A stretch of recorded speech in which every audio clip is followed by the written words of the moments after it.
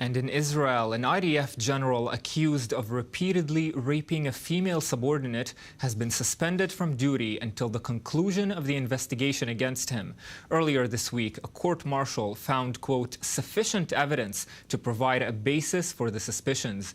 The investigation against Brigade General Ofek Bukhris, who's 47, was due for promotion to a key role in the IDF. He denied having sexual relations with the soldier who served under him.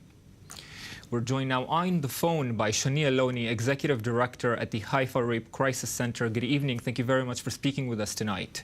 Good evening. Thank you for having me. Well, we know, of course, that recently complaints of sexual assaults against security officials in Israel have increased, whether it's police officials or IDF officials. Have the numbers increased because there are more cases or greater awareness of the options to complain? Well, it's a question that it's really hard to answer. It's almost impossible to answer, but most likely they've increased because of more awareness, and because the army have made significant efforts to make the complaint easier for women and men, for soldiers, and so it's most likely that is the cause. And speaking of what the army is doing in this respect, is it still harder for a victim to file a complaint when the accused is such a high-ranking official from what you saw working with victims? I think, in general, working or doing service in an environment that has a very rigid hierarchy, that has a lot of differences in power between the officers or whoever is in charge, and the new and young soldiers, makes it very difficult. And I think the army, and that includes also the police, are the sort of systems where it is much more difficult than other civil organizations, because the power of high officers is so much greater than the power of, say, CEOs and companies. And especially for a soldier, that is her life. She's 24/7 in the army. Most of them, not all of them, but many of them are 24/7 in the army. That's their life. That's their entire. Their friends, all their friends are from the same place. So for them to step up and say something and open a story like that makes it much more difficult for comparing to a woman that's working and she's 8 hours at work and then she has her private life.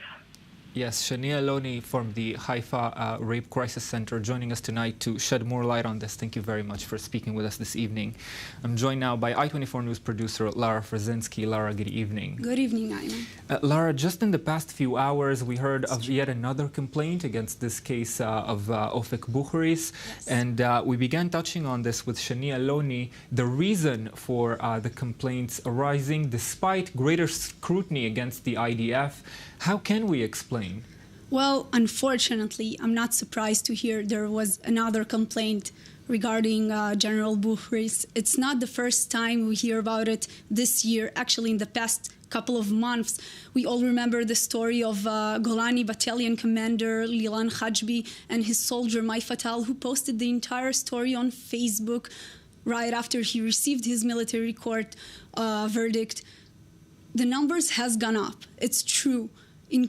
Significantly even. We're talking about 30% more complaints in the past 3 years and 90% more of male complaints, which is huge.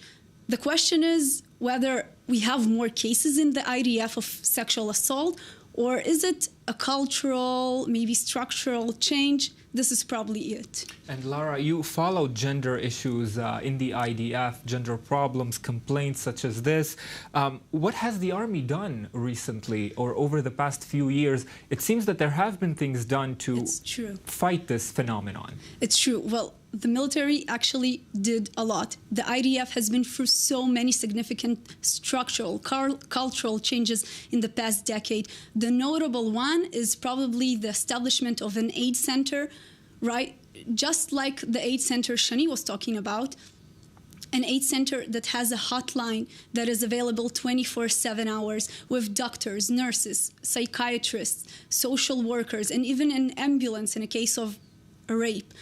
The center has been so helpful for raising the awareness, but the big change is that the center is discreet. Soldiers can turn without saying in what unit they are, who's their commander. Before, they had to turn to their own commander for help, and sometimes, as we see, unfortunately, the commander is the problem.